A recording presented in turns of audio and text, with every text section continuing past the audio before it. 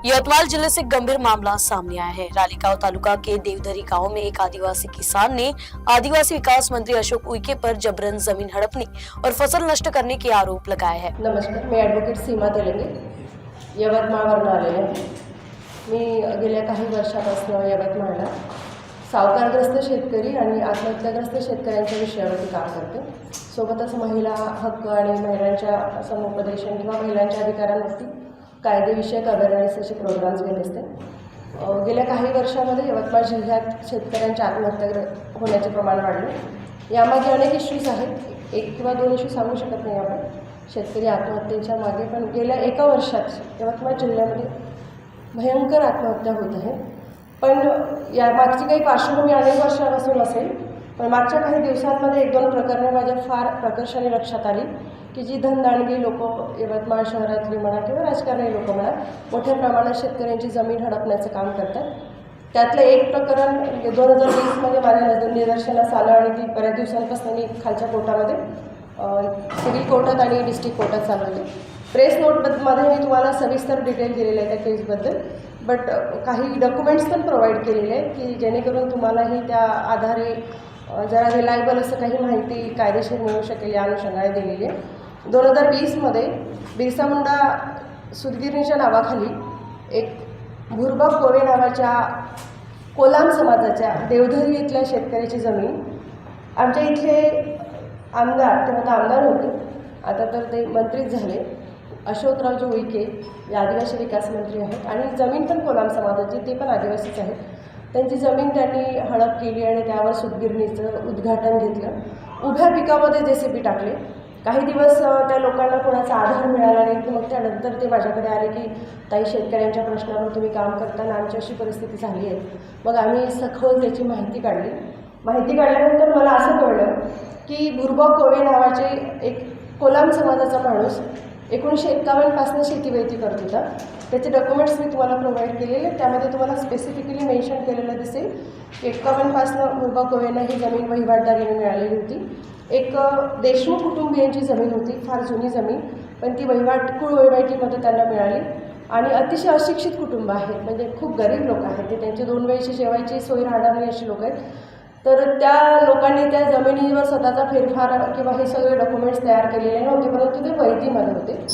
2013मध्ये त्या आपल्याकडे डिजिटल सातबारे आले, 13-14मध्ये डिजिटल फॉर्मेशन झालं सगळ्या डॉक्युमेंट्सचं आणि ओनरशिप आणि पजेशनचे 2 जे कॉलम होते, पूर्वी हार्ड कॉपी असायची, आपल्याला सर्टिफाईड कॉपी तलाठी द्यायचा, तेव्हा ओनरशिप आणि सातबारा पजेशन दोघांचीही नावं मेन्शन केलेली असायची।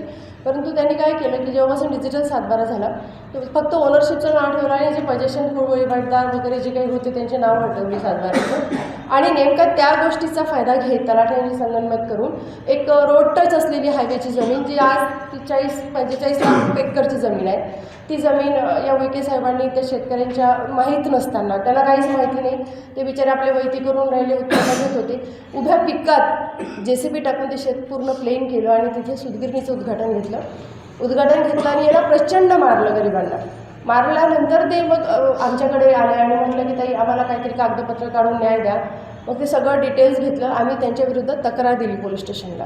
तक्रार दिल्यानंतर 3 दिवस शेतकऱ्याला पोलीस स्टेशनच्या भोवताल फिरवलं, कोणी त्याची तक्रारसुद्धा नोंदवून घेतलेली नाही। प्रचंड मारहाण भाडोत्री गुंडाच्या हाताने त्यांच्या शेतात जाऊन त्यांच्या घरावर जाऊन मारहाण करणं आणि ती जमीन ताब्यात घेऊन तिथे सूतगिरणी वसवण्याच्या हिशोबाने त्यांनी प्रयत्न केले होते। पण रेकॉर्ड पाहिल्यानंतर आमच्या लक्षात आलं की संपूर्ण रेकॉर्ड 50 वर्षापासून त्यांच्या नावावर आहे आणि ते माहिती करत आहेत, कुळवहिवाटदारीने त्यांना जमीन मिळालेली आहे। असं असताना जुने मालक जे ओनरशिपमध्ये होते, खूप 50 वर्षापूर्वीची जे ओनरशिप आहे, त्यांची कुठली तरी वारस त्यांनी ट्रेस केली आणि वारसांकडनं कपोलकल्पित खोटी अशी खरेदी करून घेतली आणि त्या खरेदीचा जो लिमिटेशन असतो फेरफार घेण्याचा, तो 15-20 दिवसाचा लिमिटेशन आहे, तो सुद्धा फॉलो न करता लगेच फेरफार घेऊन लगेच नावाने खरेदी करून घेतली। पण या गोष्टी संदर्भात आम्ही तत्कालीन न्यायालयामध्ये केस दाखल केली, सिव्हिल कोर्ट राळेगावला केस दाखल केली। तिथे आम्ही त्यांच्याविरुद्ध मनाई हुकूम घेतला की ते आमच्या शेतात घुसू शकत नाही, प्रचंड मारहाण केली। तुमच्या इथे तुम्हाला मी दिलेल्या डॉक्युमेंट्समध्ये एक FIR रिपोर्ट दिसेल जो आमदार अशोक उईकेंच्या विरुद्ध आहे, त्याची तारीख तुम्हाला सांगू इच्छिते की 26/6/2020 हा रिपोर्ट आहे। विठ्ठल नामदेवराव कोवे राहणार देवधरी यांनी अशोक रामाजी उईके आमदार राळेगाव विधानसभा व इतर असा एक रिपोर्ट दिला की त्या लोकांनी जशी मारहाण केली या संदर्भात आजही या तक्रारीवरती एकही गुन्हा नोंद झालेला नाही आहे देवधरी पोलीस स्टेशनला, म्हणजे बडकी पोलीस स्टेशनला. ही लोकं रोज फिरतात घराच्या होतात की आमची शेती आम्हाला भेटेल की नाही ताई, की आपण जगू की नाही जगू. आणि यांनी इतक्या मोठ्या प्रमाणामध्ये सगळी सेटिंग लावलेली अधिकाऱ्यांची आणि कर्मचाऱ्यांची.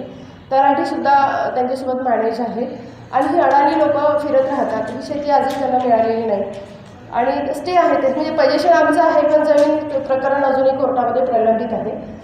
पण या सगळ्या प्रकारामध्ये आम्हाला हे म्हणायचं होतं की तुम्हाला जर कुठला व्यवसाय द्यायचा आहे आदिवासी विभागामध्ये, मी राळेगाव विधानसभा मतदारसंघातली आहे, तर तुम्ही व्यवसाय देण्यासाठी एखाद्या गरीब आदिवासीचं 2 वेळीचं अन्न किंवा 2 वेळीची रोजीरोटी तुम्ही गमावून स्वतःसाठी व्यवसाय उभा करू शकत नाही किंवा त्या वर्षावर तुम्ही राजकारण करू शकत नाही.